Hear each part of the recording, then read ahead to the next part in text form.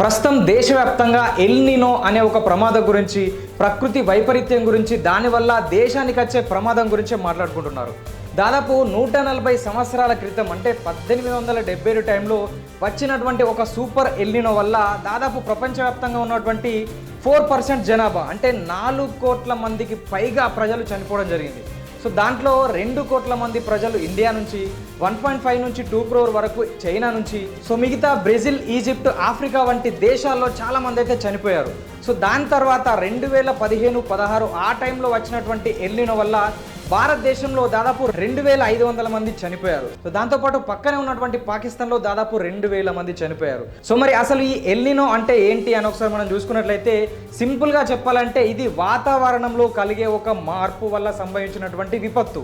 ఇప్పుడు మామూలుగా పసిఫిక్ మహాసముద్రం అనేది ఆస్ట్రేలియా, ఆఫ్రికా, దక్షిణాసియా మరియు అమెరికా వంటి దేశాల్లో సో ఋతుపవనాలు ఏర్పడడానికి, వర్షపాతం ఏర్పడడానికి ముఖ్య పాత్ర వహిస్తుంది. సో ఇక్కడ జరిగే సిచ్యువేషన్ ఏంటంటే పసిఫిక్ మహాసముద్రము ఈ సౌత్ అమెరికా నుంచి వెళ్ళి వీచే పవనాలు అంటే అక్కడ నుంచి ఏదైతే ట్రేడ్ విండ్స్ ప్రవహిస్తూ ఉంటాయో సో ఆ పవనాలు పసిఫిక్ మహాసముద్రం గుండా ఇటు ఆస్ట్రేలియా వెళ్తాయి. సో వెళ్తున్నప్పుడు అక్కడ ఉన్నటువంటి వేడి నీరు, పసిఫిక్ మహాసముద్రంలోని వేడి నీరు మెల్లిగా ఆస్ట్రేలియా వైపు రావడం వల్ల సో ఆ నీరు, వేడి నీరు ఆవిరై మళ్ళీ అది ఒక మేఘంలాగా మారి, నీటి ఆవిరిగా మారి మొత్తం ఏదైతే వర్షం పడుతుంది ఆస్ట్రేలియాలో. సో ఆస్ట్రేలియాలో విపరీతమైనటువంటి వర్షాలు పడ్డ తర్వాత మెల్లిగా ఆ పవనాలు అక్కడి నుంచి వెళ్ళి మళ్ళీ ఇండియా వైపు వీచడం వల్ల అంటే హిందూ మహాసముద్రం గుండా మళ్ళీ భారతదేశం వైపుగా ఆ పవనాలు వీచడం వల్ల మనకు ఋతుపవనాలు ఏర్పడతాయి. సో ఇది కామన్గా జరిగే ప్రక్రియ. సో కాకపోతే ఇప్పుడు ఈ ఎల్ నినో ఎట్లా ఏర్పడుతుంది అంటే ఈ సౌత్ అమెరికా నుంచి వెళ్ళి వీచే పవనాలు ఏవైతే ఉన్నాయో అది ఆస్ట్రేలియా వైపు ఇవ్వడం మానేసి సో కొంత మార్పులు కలగడం వల్ల తిరిగి వ్యతిరేక దిశలో ఈ ట్రేడ్ విండ్స్ అనేది సౌత్ అమెరికా వైపు ప్రవహించడం వల్ల అంటే ఆ వైపు వెళ్ళడం వల్ల ఈ వేడి నీరు తిరిగి సౌత్ అమెరికా వైపు ప్రవహిస్తుంది. సో దీనివల్ల వాతావరణంలో కలిగే మార్పుల వల్ల సో ఇటు ఆస్ట్రేలియా వైపు ఎలాంటి వర్షపాతం నమోదు కాదు, ఎలాంటి పవనాలు వీచాయి కాబట్టి సో అక్కడ విపరీతమైనటువంటి వేడి పెరిగిపోతుంది. సో వేడి పెరిగిపోవడం వల్ల అక్కడ ఉన్నటువంటి వాటర్ సోర్స్ కావచ్చు, ఇంకిపోవడం కావచ్చు, పంటలు నాశనం కావడం కావచ్చు, లేకపోతే విపరీతమైనటువంటి వేడి పెరగడం వల్ల అక్కడ ఉన్నటువంటి అడవులు ధ్వంసం అయిపోతాయి.